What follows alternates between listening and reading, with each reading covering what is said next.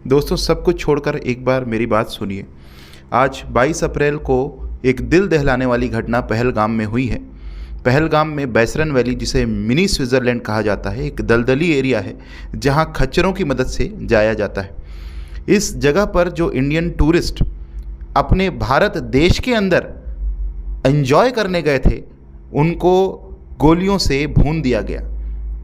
पत्नियों के पति को भून दिया गया और जब कहा मुझे भी मार दो तो कहा जाओ मोदी को बताना।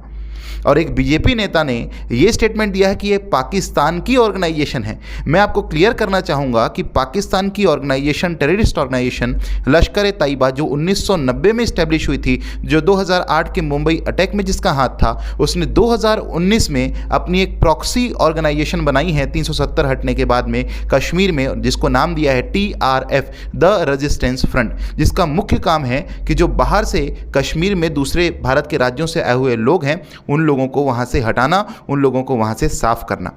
ये इस हमले की पूरी जिम्मेदारी TRF ने ली है। और इस TRF में कोई पाकिस्तान के आतंकवादी नहीं है। इस TRF में कश्मीर का यूथ इन्वॉल्व है। जब मैं पिछले साल अपनी पत्नी के साथ में इसी पहलगाम और बैसरन वैली में गया था और वहाँ स्थित एक हिंदू मंदिर के नीचे एक कश्मीरी यूथ जो कहवा बेच रहा था, उसने हम लोगों को चिढ़ाने के लिए कहा कि हम पाकिस्तानी मुजाहिद हैं, भारत के टुकड़े कर देंगे। उस समय तो मैं कुछ नहीं कह पाया। सामने एक आर्मी पर्सन खड़ा था, मैं उसके पास जाकर के कहा, मैं कहा ये पाकिस्तानी क्या? बोले नहीं, ये तो कश्मीर का यूथ है।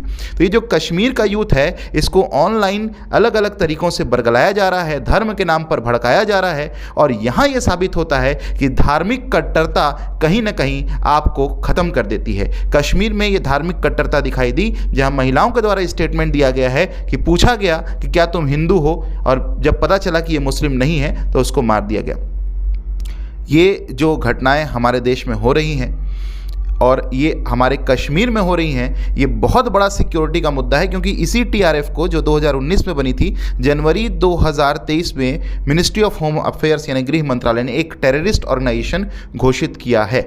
इसी का जो एक चीफ कमांडर था, उसको अभी 2024 में मार गिराया गया, लेकिन वहीं एक कश्मीर का ही यूथ उसको अभी लीड कर रहा है। तो ये जो धार्मिक कट्टरता हमको दिखाई दे रही है, अपने ही देश में हमको दिखाई दे रही है, और कहीं ना कहीं हमारी जो सिक्योरिटी एजेंसीज़ हैं, इसको ट्रैक डाउन करने में कहीं ना कहीं विफल हुई हैं। और ज़रूर इसमें कश्मीर का जो लोकल, वहाँ का जो टूरिज़्म के में लोग इन्वॉल्व हैं, वो ज़रूर यहाँ पर इन्वॉल्व हैं, क्योंकि उनके बिना ये काम संभव नहीं था। सुनने में आ रहा है कि उन्होंने मदद की, उन्होंने कैंडल मार्च निकाला, लेकिन वहाँ के लोकल लोगों के सपोर्ट के बिना ये हो नहीं सकता। तो हम सबको इसके लिए सतर्क रहना है।